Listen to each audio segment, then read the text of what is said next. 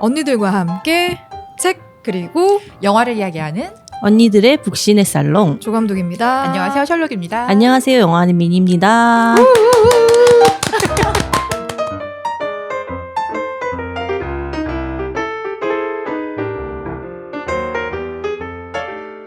우리 5주에만 봤던 그녀가 야, 5주의 그녀가 오늘 2주의 그녀가 되는 건가요? 언니들의 복신의 살롱의 고정 게스트로 섭외가 되어서 그러니까요. 매달 셋째 주, 넷째 주에 언니들을 찾아뵙게 됐는데요. 아, 네네네. 자, 먼저 환영의 박수. 그리고 셜록님 제가 지난주에 네. 다음 주에 또 다시 나올 수도 있다라고 말씀드렸는데 어느 정도 예상은 하고 계셨나요? 그쵸, 뭐 제가 그래서 뭐 오라 그러면 와야죠 뭐.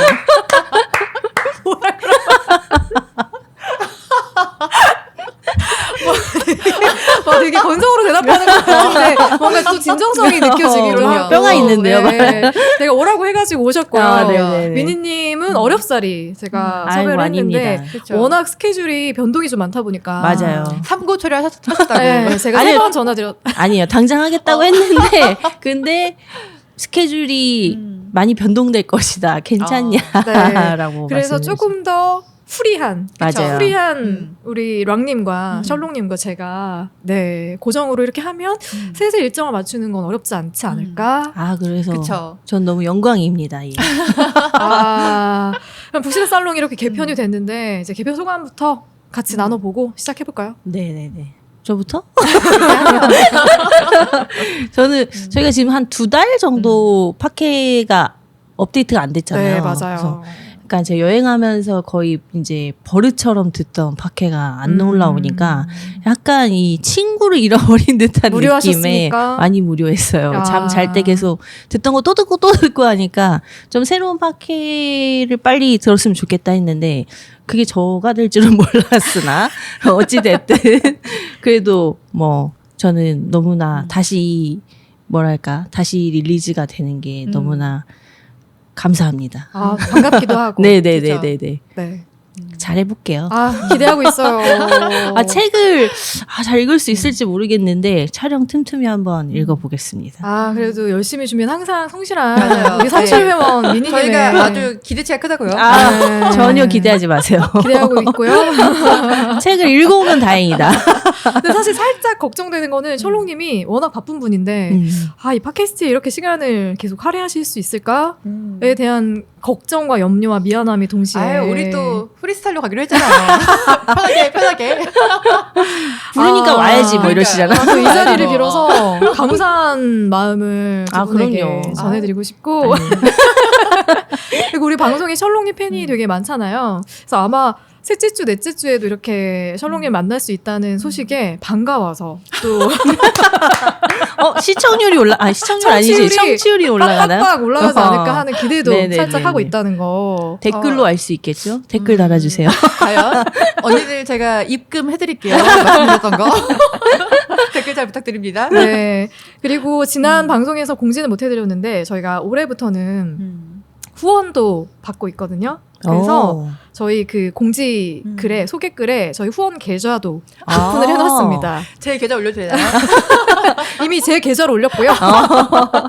근데 유튜브 저희 채널 소개하는 페이지와 그리고 팟빵에 저희 소개하는 채널 소개하는 페이지에 저희 후원 계좌 번호도 같이 올려뒀으니까 언니들 오빠들 듣고 계시는 분들 저희에게 좀 힘을 보태주고 싶으시다. 아니면 언니들 살짝 기억나는 게 예림이님 빵 보내주신다고 그랬는데 빵빵. 빵 보내주고 싶으신 분들도 네 돈으로 대신 입금해주시면 제가 대신 사드리는 걸로. 그때 사무실 문고리에 뭐 걸어놓고 가신 분이 저의 계시잖아요. 마니또님이셨고요. 전 그런 방식도 나쁘지 괜찮은 것 않다. 같습니다. 여기가 어딘 줄 알고. 그래서 많은 청취, 관심, 시청 그리고 후원까지 부탁드립니다. 부탁드립니다. 부탁드려요. 제발. 네, 이제 그럼 본격적으로 오늘 책 소개를 시작할 텐데 그 전에 조금 달라진 게 있습니다. 뭐죠? 저희가 책과 영화를 어떤 방식으로 선정할 것인가에 대해서 되게 고민을 많이 했잖아요. 근데 또 저희 셋이 합이 되게 잘 맞잖아요. 그러니까 하고 싶은 게 많아. 이런 찰떡궁합이 없어.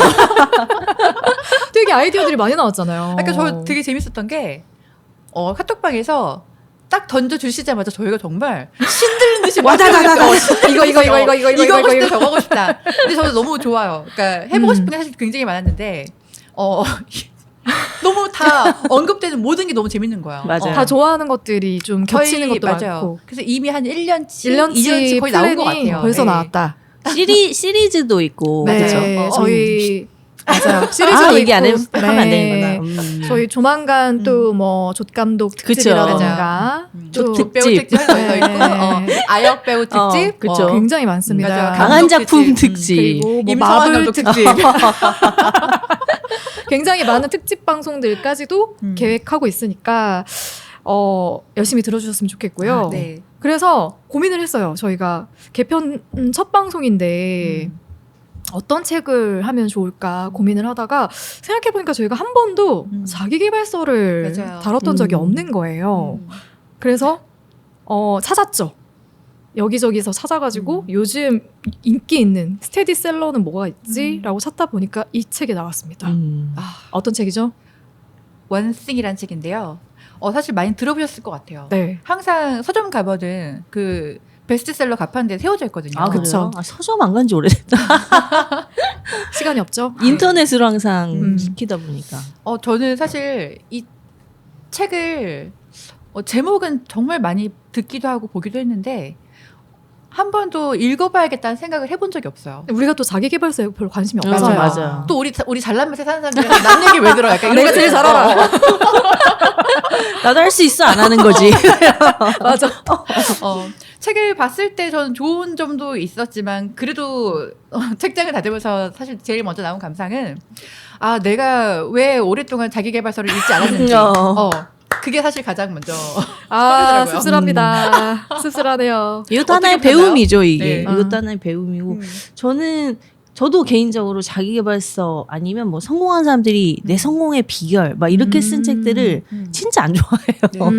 왜냐면 이게 우리나라 사람들은 항상 이렇게 무언가 개발하고 막 나의 능력치를 좀 업그레이드 하려는 그런 마음들이 많아서인지 항상 베스트셀러 한두 권씩은 꼭 자기계발서가 들어가 있는데 맞아요. 네, 저는 좀 뭐랄까요. 그냥 이런 책을 읽다 보면 그래서 압박감이 느껴진다고 해야 될까? 이렇게 살아야 될 것 같은? 맞아. 이렇게 안 사는 내가 좀 이상한 사람인가 싶은. 그래서 오히려 이걸 읽고 나도 이렇게 살아봐야겠다가 아니라 힘들어. 나를 압박하지 마. 네. 그래서 이걸 읽으면서도 카톡방에 제가 좀 힘들어요. 이렇게 쓴 게 그래서 좀 한 번에 읽지 못하고 저는 좀 많이 끊어서 읽었던 것 같아요. 근데 아무래도 우리는 노력의 민족이니까 우리나라 사람들이 이걸 왜 좋아하는지는 알겠다. 되게 뭔가 말하고자 하는 것이 분명한 그래서 스테디셀러가 된 게 아닐까. 사실 말하고자 하는 거는 그 제목 원띵. 원띵. 원싱이에요? 그 정말 제 느낌은 네. 그냥 이 제목에 접근을 해서 우리가 아는 모든 뻔한 얘기를 맞아. 약간 이 그걸 느낌이고, 300페이지에 걸쳐서. 사실 저희가 처음 읽고서 나눴던 감상이 아니 이거를 정말 사람들이 모를까? 라는 그런 감상이었어요. 맞아요. 처음에 다들 단톡방에 그래 자기계발서에서 하는 얘기 너무 다 예상되지. 그런 얘기를 했었는데 저는 그래도 살짝 생각이 바뀐 게 제가 이제 한번 쭈루룩 읽고 나서 이래서 내가 자기계발서를 안 읽었었지? 라는 생각을 서롱님과 동일하게 했다가 오늘 아침에 부랴부랴 제가 맡은 3부를 다시 한번 읽었거든요. 제가 소개해드리게 될. 근데 읽으면서 좀 다시 생각하게 되는 포인트도 분명히 있었어요. 나는 뭘 놓치고 있었지? 그래, 내가 이건 생각을 못하고 있었네? 그리고 당장 내가 해야 될 건 뭘까에 대해서 다시 한번 좀 정리하고 그러면서 저에게 큰 변화가 하나, 아주 작은 변화구나. 큰 변화는 아니고 와우. 작은 변화가 하나 있었습니다. 제가 되게 생각이 좀 많이 이렇게 검은 분들이 모여있는 단톡방이 단톡방에 제가 들어가 있었거든요. 돈을 잘 벌지만 생각이 좀 검어. 그런 분들이 많이 계시는 단톡방에서 제가 계속 글을 읽으면서 도대체 나는 이 방에서 뭘 배우려고 남아있는 거지? 라는 생각을 하고 있었던 찰나에 책을 읽으면서 그래 나에게 불필요한 것들 하나씩 다 정리 단톡방을 먼저 나왔습니다. 그거 좋죠. 네, 바로 나왔어요. 책을 읽고 나서. 그래서 그런 내가 불필요하게 에너지를 소모하고 있는 것들 불필요하게 행하고 있는 것들이 무엇인가 그렇게 생각을 하면서 차례로 하나씩 정리해 나가고 정말 중요한 한 가지를 남기는 일, 그 일에 집중을 하고 싶다라는 의지를 갖게 만드는 면에서는 도움이 되었다. 와, 언니들의 진짜 그 한 가지가 뭔지 너무 궁금하네요. 맞아요. 이따가 질문을 드리겠지만 너무 궁금해요.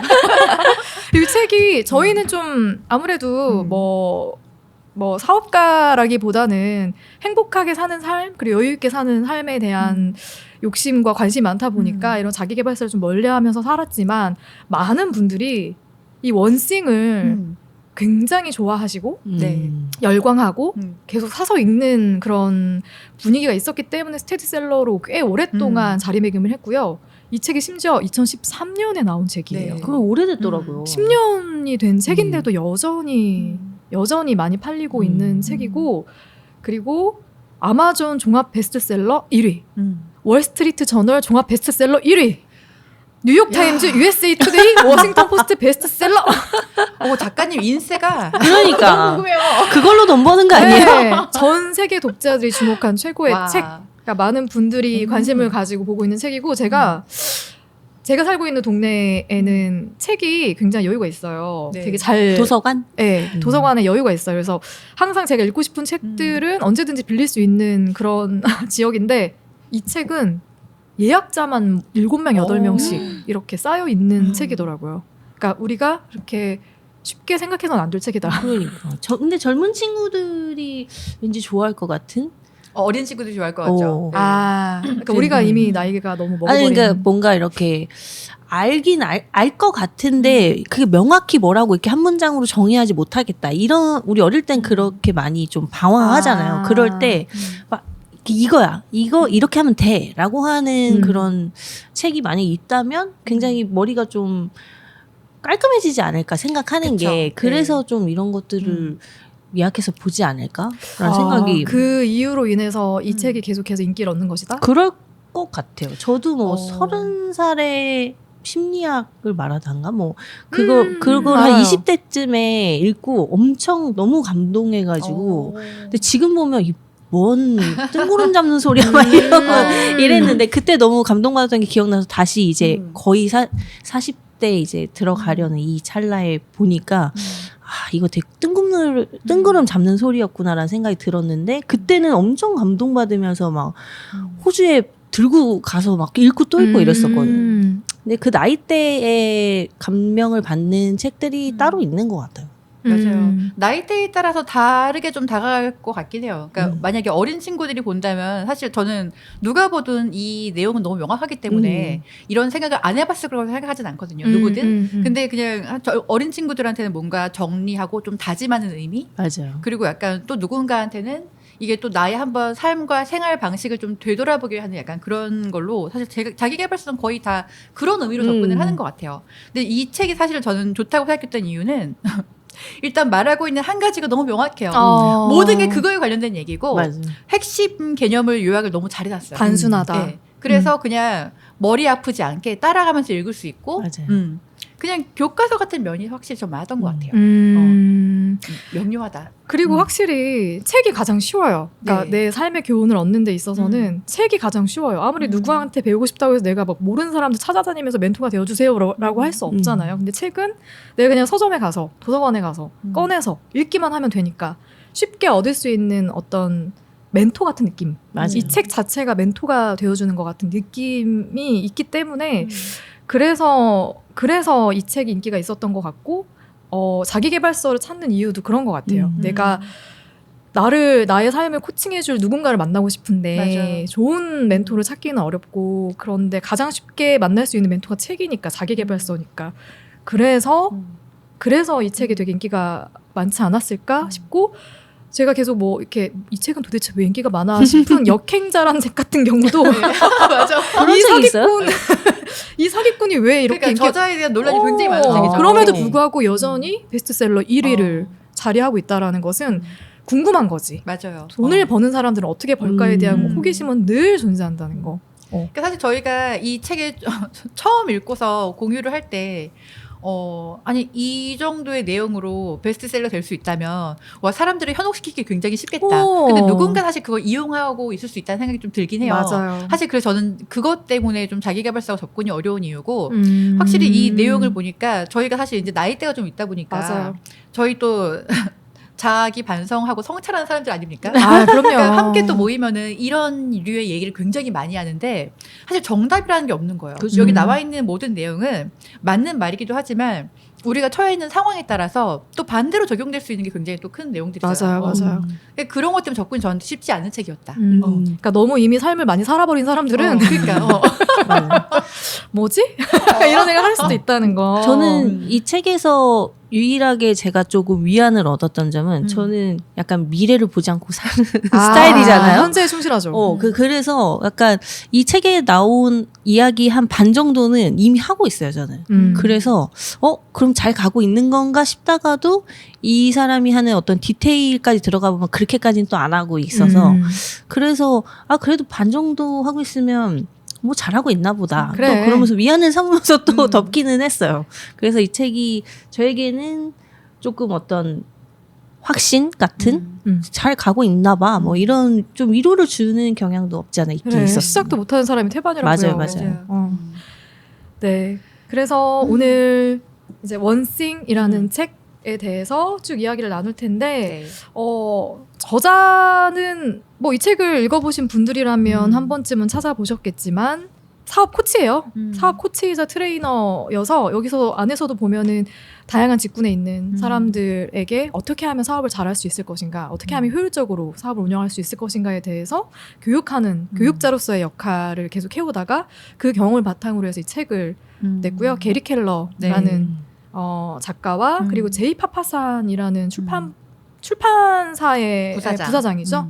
네, 대표이사이기도 하고요. 네, 이분하고 같이 공동 집필을 한 책이 이 원싱입니다. 그리고 크게는 이게 1부, 2부, 3부로 나뉘어져서 1장, 2장, 3장이죠. 나뉘어져서 이야기가 전개가 되거든요. 네. 그래서 1부, 2부, 3부를 저희가 한 명씩 돌아가면서 그냥 대략적으로 소개를 해드리고 거기에 대해서 우리가 같이 고민을 나눠볼 만한 이야기들은 좀 던지면서 네. 시작을 하려고 합니다. 자, 1부를 누가 소개해 주시기로 하셨죠? 1부를 제가 할게요. 우리 부신의 살롱의 요정 아이콘 코끼리 이모. 제가 별칭이 참 많네요. 코끼리 언니. 네. 제가 이 챕터 선택했던 이유는 제가 가장 먼저 골랐는데 보면서 사실은 모든 항목에 반박할 수 있는 게 항상 다 있었어요. 하지만 반박을 안 하겠습니다. 독자들을 위해서? 그쵸. 오케이. 저자를 존중하기 위해서 오케이. 공감대만 좀 찾기로 하겠습니다. 그럽시다. 일단 그 1장의 내용은 우리가 성공을 위해서 갖고 있는 잘못된 통념들을 일단 소개를 하고 있어요. 네. 그래서 뭐 의심을 해봐야 될 성공에 대한 6가지 약간 믿음을 알려주는데 여기서 이 저자가 말하고 있는 게 우리의 잠재력을 최대치로 끌어올리려면 이 6가지를 다 몰아내야 된다라고 말하는 거예요. 일단 소개를 해드리면 네. 1번은 모든 일이 다 중요하다. 2번째, 멀티태스킹은 곧 능력이다. 3번, 성공은 철저한 자기 관리에서 온다. 4번, 의지만 있다면 못할 일은 없다. 5번, 일과 삶의 균형이 중요하다. 필요하다. 6번, 크게 버리는 일은 위험하다. 이거 다 맞는 말 아닌가요? 그쵸? 이걸 하면 안 된다는 거죠. 그쵸? 이게 다 거짓말이다. 이렇게 하면 안 된다라는 건데. 아. 그쵸? 반박하려면 반박할 수 있죠, 우리가. 저는 근데 사실 공감이 했던 거 일단 가볍게 공감하는 건 4번. 의지만 있다면 못할 일은 없다? 아니요, 언니들. 체력이 안 돼 못합니다. 맞아. 못할 일은 많아요. 맞습니다. 그걸 인정해야 돼. 우리 요새 맞습니다. 많이 느끼고 있잖아요. 네. 네. 근데 저는 여기서 가장 크게 공감했던 포인트가 바로 5번 일과 삶의 균형이 필요하다. 전 이거는 그래 좀 과장된 게 아닌가라는 생각을 요즘 좀 많이 하고 있는 찰나였거든요. 네. 그러니까 여기서 소개하는 내용은 저자가 일과 삶의 균형이 필요하다. 이거는 그냥 거짓말이다라고 얘기하면서 어떤 얘기를 하냐면 우리가 어느 순간부터 언제부터인지 모르겠어요. 근데 워라벨 계속 이 얘기를 사실 좀 네. 많이 하고 있긴 해요. 근데 사실 이제 균형이라는 것 자체가 모순이라고 이제 저자가 말을 하고 있어요. 왜냐하면 우리가 모든 성공은 극단성에서 오는 것인데 뭐 하나 올인하고 집중하는 데서 오는 것인데 균형이라는 거는 어떤 것도 집중하지 못한 상태다. 예. 라고 접근을 하더라고요. 그래서 모든 기적은 항상 극단성에서 오는 거고 우리가 워라벨 하는 거 사실 균형이라는 단어는 적절하지 않고 다만 우리가 삶에서 필요한 모든 것에 최소한의 관심을 가지되 우선순위를 정해서 올인을 하셔 집중을 한 다음에 그냥 그 순간에 맞는 중심 잡기가 중요하다는 얘기를 좀 하고 있는 것 같아요. 근데 저 너무 공감을 했던 게 아까 말씀드렸지만 너무 사실 워라벨 너무 많이 얘기를 하니까 너무 많이 예. 얘기하죠. 전 사실 좀 일중독이란 말을 많이 듣는 사람이에요. 워커홀릭이라든. 근데 제가 뭐 2, 3일 밤을 새면서 작업을 할 때도 있지만 저는 그게 저한테 필요하고 저한테 되게 재밌어서 사실 하는 부분도 있거든요. 그러다가 몰아자기도 하고 그래서 제가 그런 순간들을 맞닥뜨리면 주변에서 항상 그렇게 하다 오래 못 가. 조절해야 돼. 너의 삶이 있어야지. 근데 그렇다고 제가 친구를 안 만나지도 않고 가족을 못 챙기지도 않고 운동을 안 하지도 않고 나는 할 걸 다 하고 있다고 생각하는데 다만 나도 내 그 삶에서 그때 맞다라고 생각하는 걸 하면서 난 조절이 한다고 생각하는데 너무 이제 워라벨 그러니까 한번 의문을 갖게 되는 거예요. 내 삶에 대해서 내가 뭔가 잘 못 살고 있는 건가? 의구심을 갖게 하는 그런 용어인 거예요. 워라벨이. 그래서 제가 이걸 보고서 그래 이거는 정말 거짓말이다라는 공감을 좀 같이 했던 크게 포인트고 사실 되게 많은데 저는 약간 이 책을 읽으면서 가끔씩 의문이 들었던 건 이 사람이 정리한 그 한 줄 요약과 이 사람이 하는 말이 가끔 모순될 때가 많아요. 네. 이렇게 해놓고 또 어느 챕터에서는 자기가 계속 너무 일을 많이 해서 막 건강도 다 망가지고 주변에 사람이 떠나서 자기가 어느 순간 일을 줄이고 아침을 가정에서 이제 가족과 먹고 하면서 성과도 더 내고 자기 건강도 찾고 좋아졌다. 뭐 이게 워라벨이다라는 것처럼 또 써놨는데 맞아요. 예. 또 이 챕터에서는 워킹과 라이프의 뭐 밸런스는 필요 없어 거짓말이야 막 이래버리니까 뭐가 맞는 거지? 막 그러니까 이런 제가 볼 때 생각이 이거는 드는 거죠. 철저한 편집자의 잘못이고요. 그런 거 저도 같아요. 약간 사실 그런 포인트들을 많이 찾긴 맞아요. 했거든요. 그러니까 이 사람도 그냥 그 순간 그때 그냥 그렇게 생각나는 느낀 대로 거죠. 적은 예. 건가? 언니들은 이 일장 보시면서 이 잘못된 이런 통념 나는 이거 굉장히 공감한다. 아니면 완전 이거 반박한다. 좀 이런 게 있으실까요? 저는 공감하는 것들은 되게 많았던 것 같아요. 근데 저는 뭐든지 공감 먼저 하고 그리고 나중에 좀 이건 좀 이상한데 저도요. 이런 네, 타입이라서 맞아요. 그런지 몰라도 근데 워라벨도 이렇게 모두가 똑같이 8시에 출근해서 뭐 6시에 퇴근하고 저녁에 와서 가족과 저녁이 있는 삶을 이렇게 살 수 있는 그런 똑같은 직업을 가진 사람들이 아니잖아요. 우리 같은 프리랜서는 일을 할 땐 하고 쉴 땐 쉬고 이런 게 우리의 워킹 앤 라이프라면 직장인들은 또 그들만의 워라벨이 있는데 직장인들이 우리를 보기엔 너무 일을 빡시게 하는 것 같고 우리가 직장인들 보기엔 너무 지루한 삶을 사는 것 같고 막 이런 서로의 그 어떤 자기 자신의 상황에 맞게 워라벨을 책정을 해야 되는데 그렇지 못한 게 아마도 이런 서로에 대한 뭐랄까 오해 그런 게 생기는 게 아닐까 싶어요. 저는 근데 1장에서는 이렇게 받아들이기 좀 힘들었던 건 멀티태스킹이라는 능력은 거짓말이다.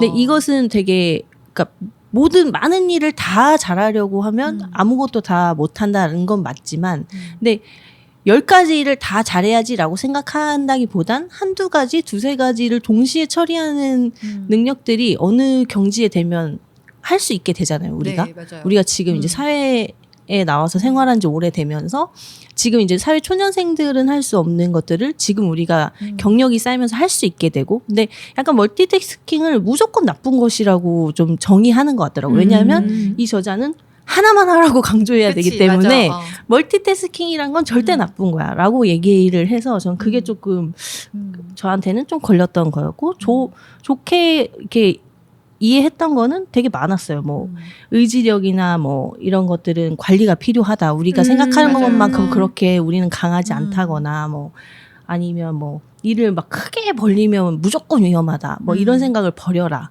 어찌됐든 생각은 크게 하는 게 좋다. 뭐 이런 식의 원래 우리 자기계발서에서 많이 읽던 그런 것들은 그냥 그렇지 하면서 책을 넘기게 됐던 그랬던 것 같아요. 1장에서는. 그래요. 저는 되게 위안이 됐는데 멀티태스킹이 곧 능력이다. 어. 아니다. 라고 얘기해줘서 이게 그래서 내가 읽으면서 멀티태스킹을 잘 못하시는 분들은 여기 위안을 저요. 얻겠구나. 저는 멀티태스킹이 진짜 안 되는 사람이거든요. 그러니까 뭔가를 하다가 다른 걸 하게 되면 이걸 잊어요. 그러니까 이걸 끝내고 이걸 해야 되는데 이걸 갑자기 이걸 하다가 그러니까 A라는 일을 하다가 B라는 맞아 B를 해야 되지 하고 B를 하다 보면 A를 잊어요. 그래서 A를 끝내야 되는데 A를 끝내지 못하고 다시 C를 해요.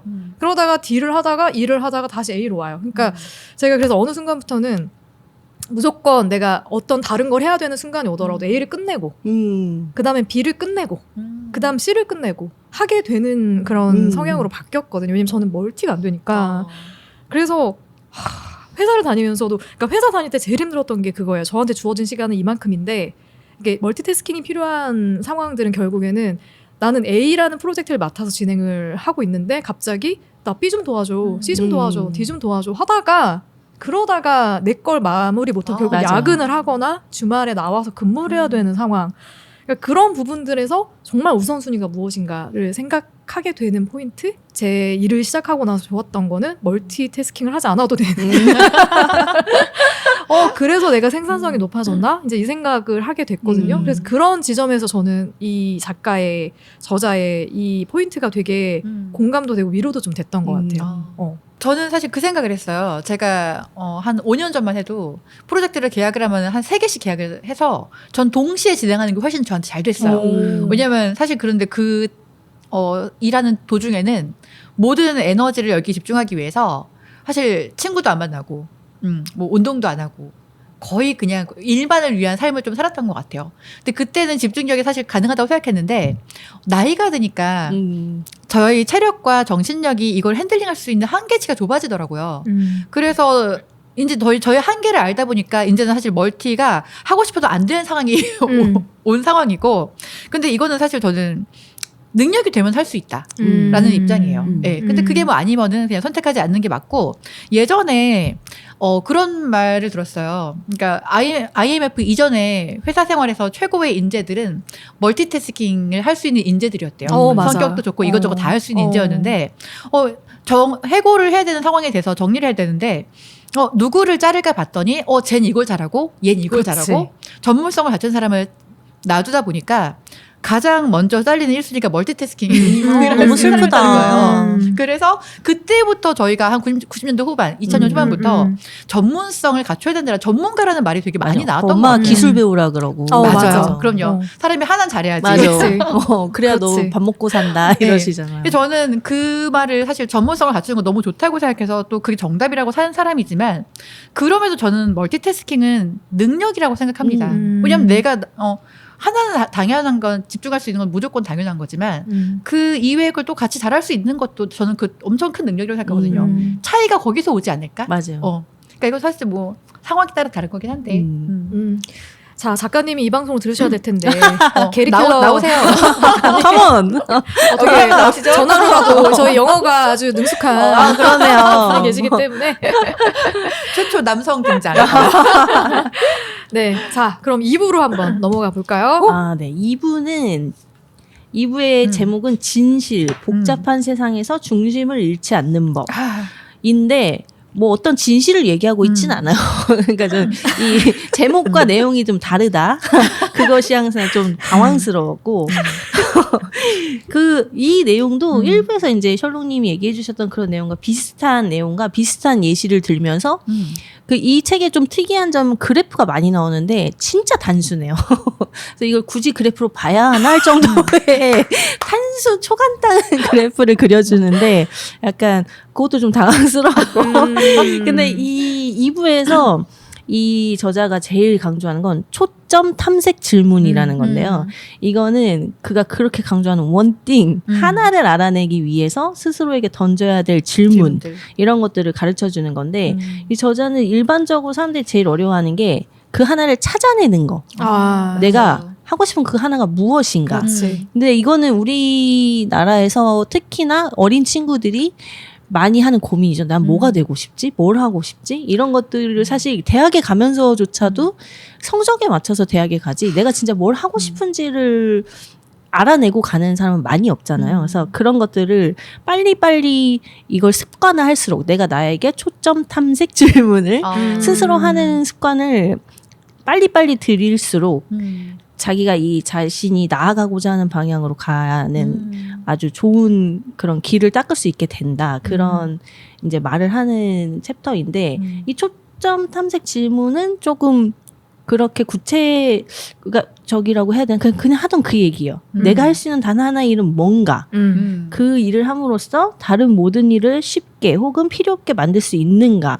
이걸 자기가 하고 싶은 혹은 해야 되는 일에 다 질문을 대입해보면서 그게 아니다 싶으면 하지 말고 맞다 싶으면 하고 이걸 하기로 했으면 거기서 조금 더 세분화된 질문들을 그리고 조건들을 붙여가면서 계속 질문을 내 스스로에게 하다 보면 그 질문을 찾고 내가 하고 싶은 일을 찾을 수 있다라고 말하는 그런 챕터였어요. 근데 예를 들면 내가 만약에 신체적인 행복을 추구하고 싶다. 그러면은 다이어트를 할 수 있는 단 하나의 일은 뭔가라는 그런 큰 질문을 하나 던지고 세부적으로는 기간이나 뭐 아니면 어떤 뭐 분야 이런 것들을 더 추가를 해서 뭐 5개월 안에 다이어트를 할 수 있는 일은 뭔가 5개월 안에 10kg를 뺄 수 있는 일은 무엇인가 5개월 안에 안 굶고 10kg를 뺄 수 있는 일은 무엇인가 식으로 계속 추가해가면서 아니 우리가 몰라서 못하는 게 아니거든. 제 말이요. 이 책을 읽으면서 계속 할 말. 살을 좋은 얘기가 그러니까 살을 얘기하면 할수록 살을 빼고 싶으면 뭘 해야 돼? 운동해야지. 이건 큰 질문이나 몰라서 안 하냐? 세부지만. 몰라서 안 해? 그렇지. 그 결심하기가 힘들어.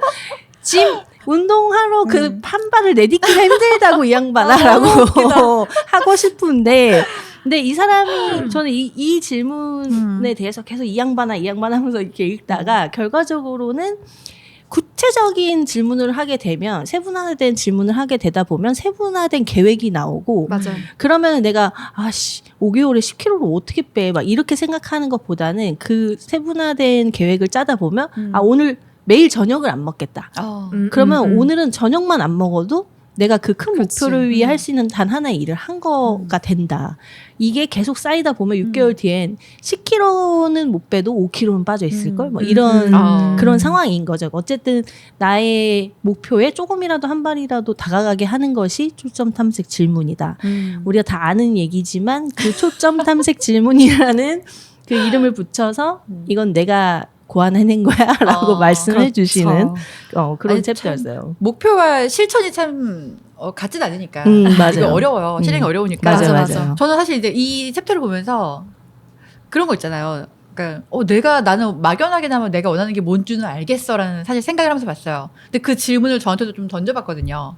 근데 이게 참 이게 모순이 생기는 게 우리가 아무래도 자본주의 세상에 살고 있다 보니까 물질과 연관 짓는 게 사실 답인 것 같다라는 생각이 자꾸 드는 거예요. 물질과 연관을 짓는 게 좀 게 당연한 것 같다는 생각이 들어요. 왜냐하면 그게 아닌 단 하나의 원칙을 찾는다고 해서 내가 설정을 했는데 그게 사실 물질적인 것과 정말 거리가 멀면은 결국은 그걸로 인해 포기되는 많은 기회 비용들이 결국은 다 자본에 대한 거더라고요. 근데 그런 고민을 우리가 안 하고 살 수 없는 세상에 지금 있기 때문에 이 질문을 하는 게 나한테 되게 의미가 없다라는 생각이 좀 드는 거예요.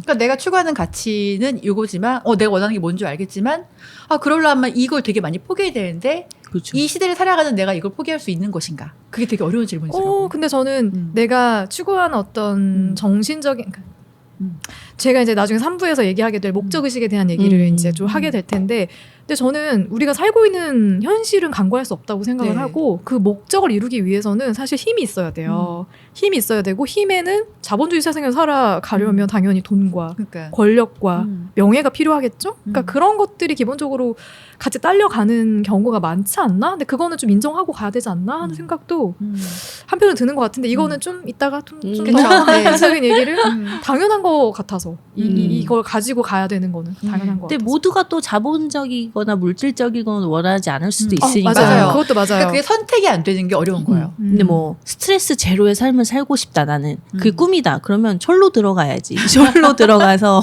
그 나물 캐서 먹으면서 그냥 나 자신에 집중하고 명상하고 그러니까 현실 세계에서의 나의 모든 걸 다 포기하고 들어가면 사실은 내가 그 단 하나 원하는 스트레스 제로인 삶을 살 수 있어. 근데 그걸 선택할 수 있느냐. 그러니까 그게 그 문제라는 문제인 거야. 것 같아요. 결국 개인의 성향도 되게 중요하다는 맞아요. 것도 느껴져요. 저는 읽으면서. 음. 근데 뭐 삶의 해답으로 가는 길이라고 해가지고 확실해요? Are you sure? 그러니까 중심을 잃지 않는 법에 대해서 얘기하고 있지만 나도 사실 중심을 잃지 않고 가고 있나? 네, 그걸 잘하고 있나 생각해보면 아까 물음표가 빵빵빵빵 뜨는 가고 것 같아. 계세요. 아니 중심을 가끔 잃어야죠. 우리. 아 맞아. 어떻게 맨날 우리 똑바로 인간답게 가. 합시다. 맞아. 그럼 로봇이야. 안 돼. 근데 결국 여기서 계속 강조하는 거는 뭐 이제 초점 탐색 질문이나 여러 가지 중심을 잡기 위한 고민이 필요하다. 그리고 도미노를 세워야 된다. 도미노 굉장히 강조해요. 그렇죠? 네, 도미노 계속 나와요. 어. 네, 제가 이제 소개하게 될 3부에서도 도미노 이야기가 중요하게 지금 피자 먹고 싶네요. 근데 그거 되게 좋았던 것 같아요. 어쨌든 다른 모든 것을 더욱 쉽거나 필요 없게 만들 단 하나의 일은 무엇인가라고 해서 하나씩 이렇게 이제 좀 가지치기를 하다 보면은 진짜 필요한 것들만 남게 되는 그 네. 과정을 한번 써 내려가 보시는 것도 되게 도움이 되지 않을까 싶고요. 2부가 워낙 짧기 때문에 저는 자연스럽게 2부를 안 읽고 2부 하겠다고 했거든요. 개꿀이었어요. 깜짝 놀랐잖아. 2부가 굉장히 짧거든요. 어머. 그래서 세 장밖에 없기 때문에 너무 네. 감사했다. 그러면 이렇게 2부 얘기를 하고 3부로 넘어가면 3부는 위대한 결과, 인생의 반전을 불러오는 단순한 진리라고 해서 여기서 강조하는 세 가지 워딩이 있습니다. 네. 첫 번째가 목적 의식, 두 번째가 우선순위, 그리고 세 번째가 생산성이에요. 그러니까 이 세 가지는 같이 딸려오는 그런 구조로 이루어져 있다라고 보는 건데 목적 의식을 가지고 사는 게 얼마나 중요한지를 계속 맞아요. 강조해요. 시작부터 끝까지. 그러니까 나는 왜 살지? 나는 왜 돈을 벌려고 하지? 나는 왜 이 일을 하려고 하지? 나는 왜 이 시간을 쓰지? 그러니까 나는 뭘 위해서? 왜? 라는 질문을 계속 해야 된다는 거고 그 답을 찾아야 된다는 거예요. 그래서 언니들한테 한번 물어보고 싶었어요. 언니들은 목적 의식이 있어요? 삶에? 저는 확실하게 있는 것 같아요. 어떤 거예요? 저는 단기적인 거, 장기적인, 저는 목적을 세우는 걸 굉장히 좋아하고 중요하다고 생각하는 사람이기 때문에 방향 없이 가는 게 사실 저는 되게 싫거든요. 근데 이제 뭐 업무적으로도 그렇고 인생도 그렇고 사실 뭐 거창한 건 아니지만 사실 업무상으로는 저는 항상 세운 대로 좀 잘 끌고 가려고 해요. 근데 사실 이제 거기서 중간에 목적 의식은 확실하대 하지만 우선순위가 중간에 바뀌는 경우가 있어요. 그럼 사실 생산성이 달라지더라고요. 맞아. 그러니까 근데 그건 사실 저희 선택이라서 그 생산성이 나의 우선순위는 무조건 금전적인 거였기 때문에 최대한 가성비를 생각해서 많은 계획을 세웠지만 중간에 보니까 내가 체력이 많이 부족한 거야. 그러면은 많은 걸 금전적인 요소 다 포기를 하고 제가 얻게 된 생산성은 체력적인 에너지 바뀌는 경우가 사실 허다하긴 해요. 왜냐하면 이제 항상 그대로 가진 않더라고요. 목표한 대로. 그래서 저는 약간 이거 되게 중요하다고 생각하는데 아까 2장하고 연결해서 말하면 제가 어렵다고 생각했던 부분이 이런 거예요. 그러니까 선택이 어려워 정말. 그러니까 답이 뭔지는 알겠을 때 그러니까 여기서 3장 보면서도 사실 머리가 좀 아팠거든요. 그러니까 이게 목적을 당연히 단기적이고 장기 가져가긴 하는데 굳이 이렇게 정확하게 해서 생각하고 살아야 된다는 강박이 되는 게 싫은 거예요. 저는 일단. 근데 그런 거 있잖아요. 저는 뭘 하면 내가 행복한 줄 아니까 정했는데 그리고 우선순위가 뭔지도 알겠는데 사실 생산성에서 나의 삶을 윤택하게 해준 요소는 없어. 그냥 나의 그냥 마음의 안정과 개인의 만족만 있을 뿐인데 하지만 자본주의 시대이기 때문에 나 그 나머지 어떻게 하지? 그러니까 선택을 못 하겠는 거예요. 이걸 결국은. 그러니까 그게 저희 딜레마더라고요. 그러면 그러니까 삶의 목적이 뭐예요? 삶의 목적은 사실 저는 가족의 행복이 가장 저한테는 삶의 목적이긴 해요. 가족의 행복? 네, 가족의 행복. 그러니까 사실 뭐 건강도 그렇고 공부한 것도 사실 그랬던 것 같아요. 공부가 재미있어서 한 기억보다는 가족을 위해? 부모님한테 미안함 때문에 한 것도 되게 컸던 것 같아요. 그래. 네. 그러니까 뭔가 실망시키고 싶지 않았고 그리고 뭔가 나에게 투자를 했으면 당연히 아웃풋이 있어야 되지 않나. 그러니까 그런 것도 있다고 생각했어요. 가족이 굉장히 큰 의미구나. 그러네. 엄청 큰 의미고 뭔가 조카가 태어났을 때도 제 아이는 아니지만 이제 우리 가족의 새로운 멤버니까 이 아이가 살아갈 세상이 좀 더 윤택하고 좀 안전하고 좋은 세상이 되기 위해서 내가 뭔가를 하고 싶다라는 생각을 더 많이 하게 됐던 것 같아요. 그래서 그때 일을 되게 열심히 했습니다. 그 얘기는 가족의 행복이 어떤 나의 삶의 목적이고 네. 그걸 이루기 위해서 여러 가지의 방법들을 이제 찾게 되고 그쵸. 그러니까 이게 가족의 행복을 정해놓진 않았어요. 근데 결국은 제가 하고 있던 삶의 모든 행위들이 결국은 가족의 행복을 위한 거였더라고요. 나중에 보니까. 그래서 지금은 그게 나는 그게 되게 중요한 가치관이거든. 나에게는 가족이라는 게. 그래서 내가 살면서 피했던 모든 그냥 유혹에 빠질 수 있었지만 피했던 나쁜 행동들, 그냥 고생한 엄마 아빠 얼굴도 생각나고, 그러니까 그런 것들을 매치시켜 보면은 그냥 저는 가족이 되게 중요한 사람이었어요. 그럼 미니님은 혹시 저는 아주 어렸을 때부터 지금까지 오롯이 저의 행복이 가장 중요해요. 맞는 거예요. 그것도 맞아요. 좀 이기적일 수도 있는데 저는 저의 행복이 제일 중요하고 뭐 가족도 당연히 같이 행복하면 좋은데 항상 저는 프로 선택러거든요. 선택을 되게 잘해요. 그래. 그 선택을 되게 빨리 해요. 왜냐면 그냥 한 치 앞밖에 안 보거든요. 아주 좋아. 멀리 막 내가 20년 뒤에 어느 집에 살려면 지금 이렇게 저축을 해야 돼. 이런 계획은 전 좀 저에겐 굳이 지금 그러니까 그게 어떻게 될지 모르잖아요, 미래가. 그래서 저는 지금 행복에 집중을 항상 하는 선택을 하고 그게 물론 뭐 어렸을 때부터 그게 잘 되진 않았는데 내가 어떨 때 제일 행복했지라고 생각을 해보면 그냥 지금 당장 하고 싶은 거 하는 거 그리고 지금 당장 이걸 해야 될 것 같은데 라고 하는 일을 하는 거 그게 항상 저의 행복과 저의 삶의 만족도를 줬던 것 같아서 저의 목적의식은 제 자신이 행복해하는 선택을 한다. 그리고 밥 굶고 살 정도 살지 않을 정도의 돈은 벌자. 그 정도? 그러니까 사람이 자기가 에너지를 얻는 데에서 사실 목적의식이 생기는 건 맞는 것 같아요. 그냥. 맞아요.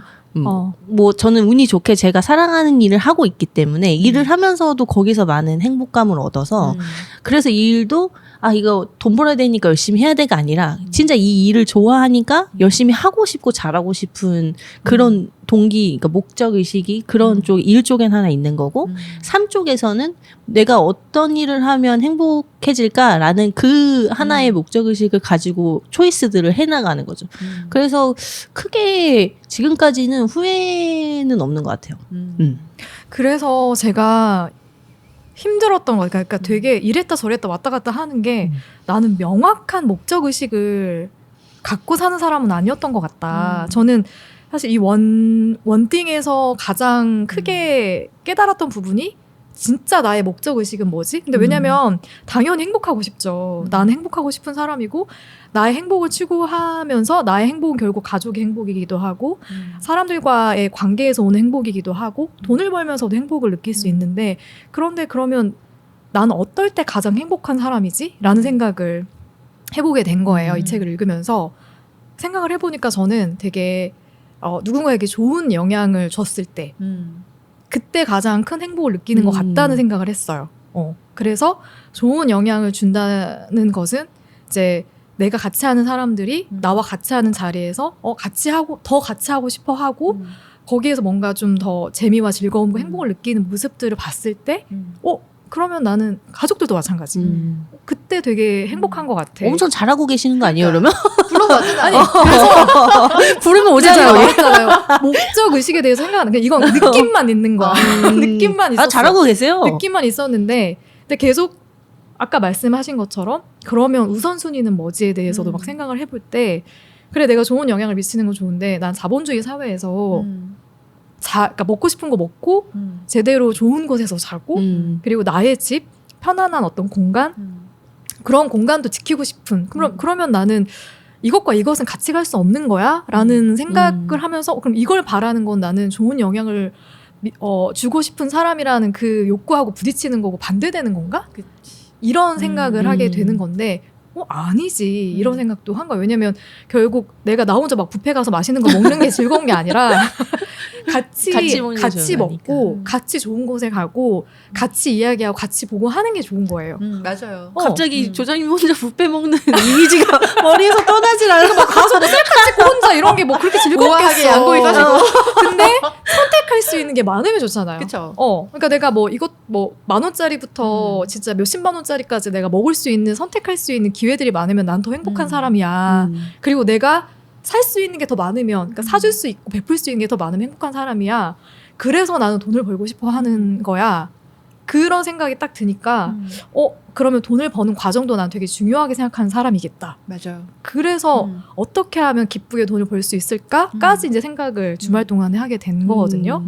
저는 그래서 이런 목적 의식이 있으면은 결국에 내가 원하는 욕구를 분명하게 파악할 수 있고 그랬을 때 내가 그러면 어떠한 걸 어떤 순서대로 채웠을 때 나의 이 목적 의식을 이룰 수 있는지까지 이렇게 단계적으로 밟아갈 수 있으니까 우선순위를 좀 정할 수 있게 되더라고요. 그럼 난 뭘 먼저 해야겠구나. 그 다음에 이거구나. 이렇게 생각을 하면서 그걸 이루기 위해서 이제 해야 될 것과 하지 말아야 될 거. 여기서도 그런 게 되게 맞아요. 잘 그려지고 있거든요. 정확하죠. 근데 저는 사실 이 작가가 본인의 목적 의식에 대해서 얘기할 때, 자신의 목적 의식은 사람들을 가르치고 조언하고 책을 통해 사람들이 최대한 훌륭한 삶을 살도록 돕는 것이다. 라고 얘기를 하고 있거든요.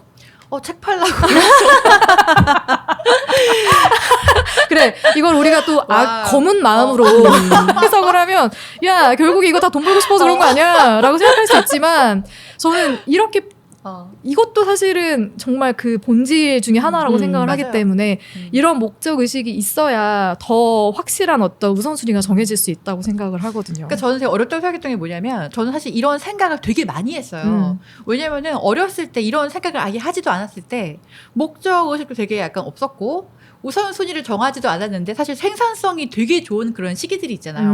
그리고 그게 저한테 되게 당연한 삶이고 내 팔자가 되게 좋다라는 그냥 그렇게 넘어가는 그런 시기들 지나고 나서 지금 이 시기가 되니까 사회가 나에게 던져준 숙제들을 내가 알아서 해야 될 때 뭔가 이제는 정해야 되는 때가 온 거예요. 근데 사실 목적의식도 제 상황과 그때 내 주변에 있는 사람들과 너무 그거에 따라서 사실 변화가 많아지고 우선순위도 그러니까 제가 이게 선택이 힘들더라고요.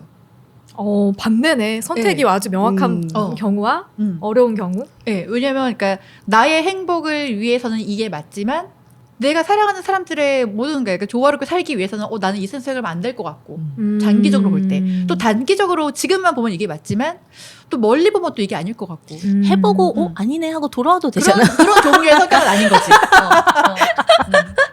그런 종류의 성격은 또 아닌 거니까.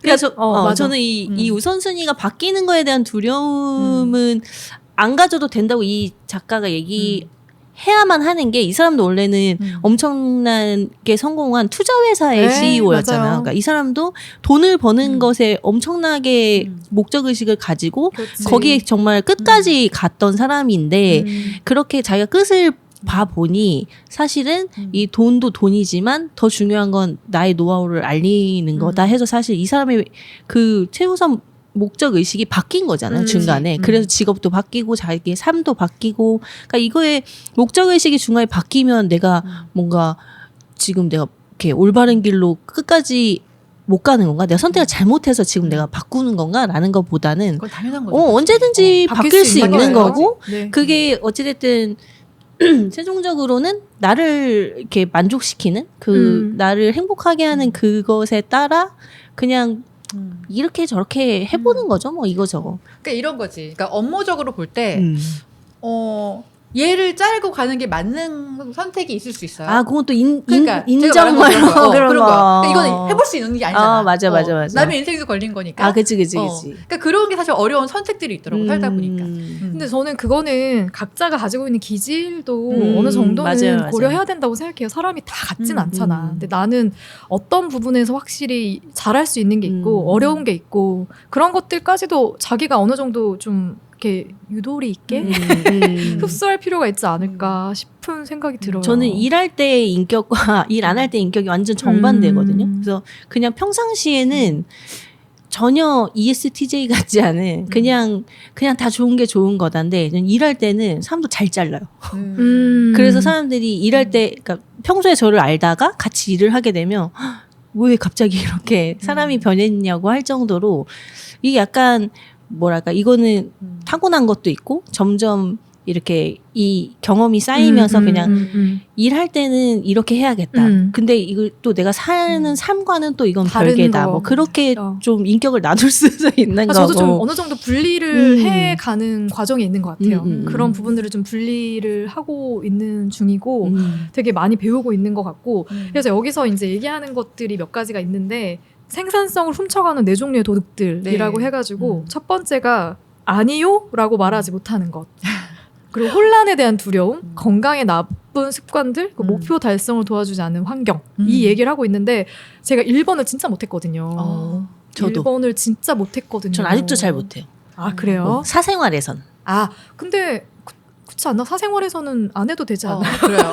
근데 누가 부탁하고 뭐 돈 꺼달라 그러거나 아니면 뭐 이것 좀 뭐 해줄 수 있어 뭐 나 니네 집에 뭐 하루 자도 돼? 뭐 싫지만 그래 이렇게 하는 거지. 일할 때는 전 일할 때는 약간 그 요즘에 쿠팡이 아니라 그 뭐죠 SNL 거기에 막눈광 막눈광 아세요? 맑은 눈의 광인. 제가 옛날에 약간 일할 때 그랬거든요. 그랬구나. 약간 이어폰 끼고 저 어렸을 때 내가 지금 하는 일이 제일 중요한 거야. 그래서 뭐 상사가 이렇게 부르면 너 이거 이어폰 좀 빼고 있어 이러면 내가 지금 집중해서 내 일을 하겠다는데 나 지금 여기 완전 집중하고 있는데 그냥 뭐 필요하신 게 있으면 와서 저를 터치하시면 되잖아요. 제가 완전 막눈광처럼 그랬던 적이 있었어요.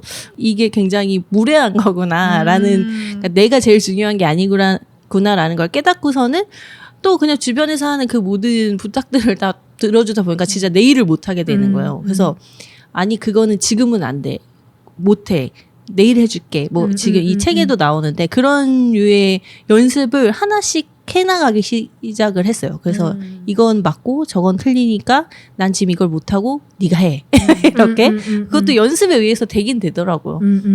일을 할 때는 전 너무 필요한 맞아요. 네. 것 같아가지고 사생활에서는 그냥 제가 능력이 되는 하는 예라고 하고 근데 진짜 무리한 부탁이면 아니요가 아니라 못해. 미안. 못해라고 하는 거죠. 근데 뭐 거절도 방법이 되게 중요한 거니까 잘 거절하는 연습을 하다 보면은 아니요라고 말하는 게 그렇게까지 상대에게 무리하게 비춰지지 맞아요. 않을 수 그쵸. 있는 그런 방법들을 계속 좀 터득하면 되지 않을까 맞아요. 하는 생각이 들어요. 그래서 되게 그런 식의 어떤 좀 실제로 어떤 그 뭐랄까 법칙처럼 이렇게 정리해 놓은 것들이 많이 있어서 뭐 되게 공감되는 포인트들이 많았어요. 뭐 접근을 하는 방법에 있어서도 뭐 도전적 접근법과 맞아요. 목적의식을 가진 접근법의 차이라던가 저는 목적의식을 가진 접근법을 추구하지 않고 도전적 접근법을 추구했었던 사람으로서 반성을 진짜 많이 했거든요. 예를 들면 누가 이거 되게 돈이 된대 그러면 일단 해봐. 그냥 해. 그러다 갑자기 안 되네. 다시 돌아와. 다시 또 다시. 감독님하고 다시. 저하고 사실 특징이 비슷한 게 뭐냐면 우리는 일단 돈부터 넣어요. 근데 그게 아니라 내가 뭘 하고 싶은지를 명확히 알아야. 늘 돈이 있어서 그래요. 저처럼 돈이 없으면 넣고 싶어도 못 넣어요. 나는 어떤 삶을 살고 싶은지를 잘 명확하게 목표를 세우고서는 하나씩 해야 되는데 항상 이게 문제야. 그래서 되게 많이 반성했고 다신 그런 삶을 살지 않겠다 하는 생각을 하게 만들어졌던 책이고요. 그리고 어쨌든 여기서 도미노 얘기가 많이 나오지만 결론은 원하는 방향, 내가 가고자 하는 방향에 마지막 도미노가 있다면 그 시작은 나로부터 시작된다. 그래서 5년 후, 10년 후 그 20년, 30년 후에 나의 그 목적에 이르기 위해서는 내가 잘 넘어져야 되는 거죠.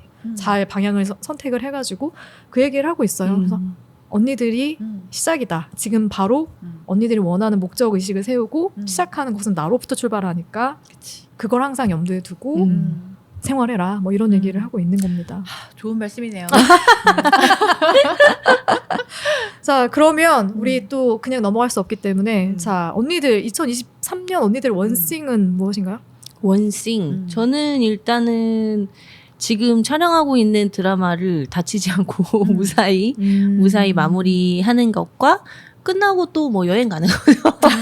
그게 지금 당장 올해 안에 원싱인 것 같아요. 그래서 지금은 여행은 좀 나중 일인 거고 당장 눈앞에 있는 단 하나의 목적의식은 이 드라마를 잘 촬영을 끝내자. 그리고 잘 드라마가 나오도록 열심히 해보자. 지금은 그런 거죠. 하루하루 촬영할 때마다 그렇게 마음 먹고 나가고 있습니다. 좋습니다. 아주 심플한 원싱.